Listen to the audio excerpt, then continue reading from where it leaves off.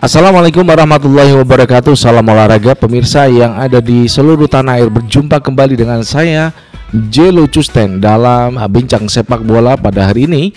Tentu saja pada dini hari nanti, pada Minggu pagi ya, pukul 2.30 kita akan meriahkan suasana nobar di seluruh Indonesia. Para subscriber dari Jelo Custen, terima kasih yang sudah memberikan kritikan dan saran kepada Patrick Kluivert, pelatih timnas Indonesia. Akankah dia mampu merubah stylenya?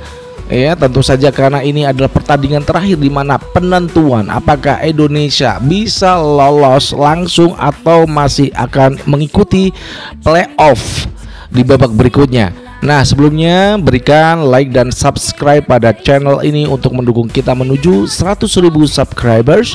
Dan tentu saja Anda akan selalu terhubung dengan konten-konten yang selalu kita tayangkan. Terima kasih yang sudah memberikan kritikan dan saran di link kolom komentar. Terima kasih ya. Oke, dini hari nanti adalah pertandingan penentuan di mana Irak akan menghadapi Garuda ya. Pada dini hari nanti, Singa Irak akan menghadapi Garuda Indonesia dalam perebutan siapa negara yang lolos ya, ataupun langsung ataupun nanti harus lewat playoff. Tentu saja ini cukup menarik karena Irak punya pemain-pemain yang berbahaya. Saya akan mencatat 3 pemain yang berbahaya pada hari ini ya. Yang pertama ada Aiman Hussein. Dia adalah seorang striker yang sudah mencetak 32 gol dalam penampilannya bersama timnas Irak dalam 85 kali penampilan. Tentu saja ini adalah hal yang bisa kita berikan kepada JHS ataupun Rizky Ridho dan juga Hapner yang kemungkinan akan dimainkan 3 back. Mampukah mereka ya bisa menghentikan seorang Aiman Hussein yang cukup berbahaya di lini belakang timnas Indonesia, karena dia juga udah berkali-kali membuat gol untuk Irak dalam round 3 kemarin saat kita menghadapi Irak 2 kali, baik itu kandang dan juga tandang. Berikutnya ada Ali Jasim. Ali Jasim ini adalah seorang pemain yang bertipikal winger ya. Dari sisi sayap dia bisa masuk menjadi protagonis buat Irak ya, karena dia tidak hanya mampu memberikan umpan kepada Aiman Hussein, namun dia juga selalu bisa mencetak gol. Itu yang biasa dia lakukan. Kita ingat waktu Piala Asia, Ali Jasim ini berhasil mencetak gol ke gawang timnas Indonesia. Nah, mampukah nanti di wing kanan kita, wing kiri kita ya, apakah nanti Kelvin Verdong dan juga ya Kevin Dix yang kemarin juga saat melawan Arab Saudi mencetak 2 gol lewat titik putih penalti. Kelvin Verdong yang dipasang sebagai winger di tengah ya, mendampingi Tom Haye ataupun Nathan Choaon yang nanti akan dimainkan, atau Joy Pelupesi. Kalau saya menyarankan pemasukan Nathan Cho karena dia lebih bugar ketimbang Joy Pelupesi yang usianya sudah 32 tahun ya.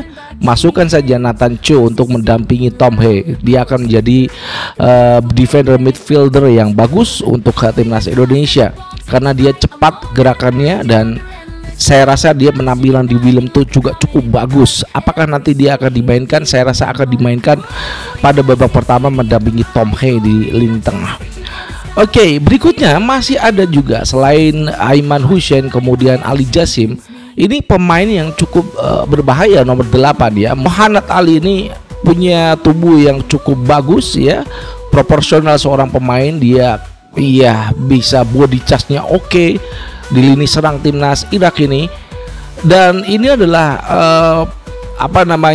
yang harus dihadapi JHS, Hapner dan juga Ridho di belakang, menghadapi tekanan-tekanan dari 3 penyerang ini ya, 3 pemain ini dari Irak, baik itu Aiman Hussein, kemudian Mohanad Ali dan juga Ali Jasim.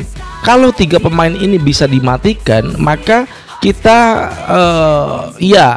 banyak peluang yang akan diciptakan Irak lewat tendangan-tendangan dari luar kotak penalti ya. Satu ya, kunci dari kemenangan timnas Indonesia nanti saat kita menghadapi Irak dalam pertandingan berikutnya ya. Tentu saja Patrick Kluivert harus bisa memaksimalkan kerja dari Justin Hubner, kemudian juga Rizky Ridho di belakang, dan terutama El Capitano Jeitzes yang akan selalu memberikan semangat kepada 3 back timnas utama di lini belakang ya, karena 3 pemain ini, Ali Jassim, Muhannad Ali, Aiman Hussein, ini pemain yang cukup bagus, masih muda. Muhannad Ali 24 tahun, kemudian Ali Jassim juga masih muda ya. Ini kemudian juga Aiman Hussein ini striker yang cukup matang ya, dia berusia 29 tahun. Jadi pemain-pemain yang ada di timnas Irak itu cukup bagus. Patrick Kluivert harus memberikan anak-anak asuhnya untuk ini 3 pemain ini, Muhannad Ali, Ali Jassim, kemudian Aiman Hussein, karena kita tidak memperkecil susunan pemain Irak ya, karena semuanya juga punya peluang bagus bisa memainkan di lini serang timnas Irak ya. Namun ketiga pemain ini yang ketika Irak bermain selalu punya porsi yang cukup banyak untuk melakukan serang, baik itu Ali Jassim dan juga Muhannad Ali. Nah, tentu saja dalam kapasitas penyerangan kita ya, kalau kita menggunakan 3-4-3, maka di tengah itu akan menumpuk ya pemain kita, ada Kevin Dix di kanan, kemudian Kelvin Verdon di kiri, Tom Haye di tengah, Nathan Cho di tengah. Nanti bisa dibantu dari winger kita yang bisa turun ya. Jadi kita akan menumpuk 6 pemain yang ada di tengah kalau itu terjadi serangan dari lini tengah. Jadi kita akan menguasai lini tengah dengan cukup bagus, karena itu yang biasa dimainkan timnas Indonesia. Meskipun dalam pertandingan yang dulu ya, STY tidak menggunakan penguasaan bola ya, mereka hanya memainkan counter attack yang cukup cepat. Namun yang kita rasakan dalam peranan yang diberikan oleh Patrick Kluivert, dia ingin ball positioning ya, dia ingin menguasai bola lini tengah. Maka dengan 3 back yang sudah kita sarankan kepada Patrick Kluivert, maka ini adalah peluang terakhir Anda untuk Anda bisa memberikan yang terbaik pada karir Anda saat ini atau tidak, begitu ya. Karena Indonesia, saya sudah katakan di konten-konten sebelumnya, Indonesia wajib menang dan skornya harus di atas 2 gol ya, karena poin dari Arab Saudi 3+1 ya. Kalau kita bisa mengalahkan Irak ya 1-0 ya, maka kita poinnya 3 plusnya 0 ya. Kalau kita bisa 2-0 maka +1. Kalau kita bisa 3-0 maka +2. Nanti head to head itu yang akan dihitung pada akhir masa pertandingan selesai. Kalau Irak di akhir nanti bisa mengalahkan Arab Saudi mungkin 1-0 ya, maka yang akan dihitung adalah head to head ya. Jadi itu harus dihitung oleh para pelatih bagaimana strategi yang akan dimainkan. Jadi saya sarankan memang Garuda harus menghajar singa Irak ini, karena kita memang terjepit pada satu titik di mana tingkat kelolosan timnas Indonesia ditentukan dini hari nanti saat kita lawan Irak. Mampukah ya pemain-pemain yang diturunkan, baik itu Miliano Jonathan di depan, kemudian Ole Ramani di depan, kemudian juga ada winger kita Ragnar Uratmangun, apakah nanti dipasang? Saya rasa yang di wing kiri itu mungkin boleh Ole Ramani, karena Ragnar ini saya rasa belum sepenuhnya bisa bermain karena sentuhan bola,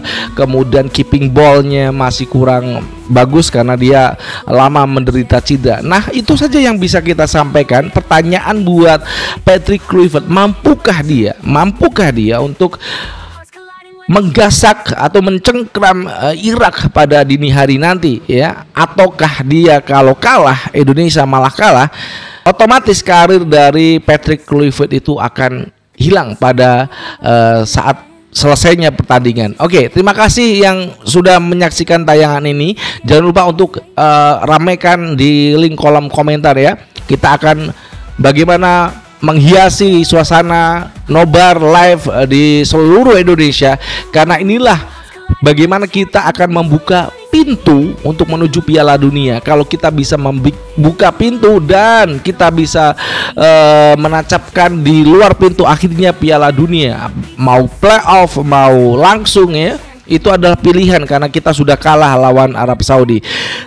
Dari Jakarta, saya Jelu Cusdan mengucapkan wassalamualaikum warahmatullahi wabarakatuh. Salam olahraga and ciao.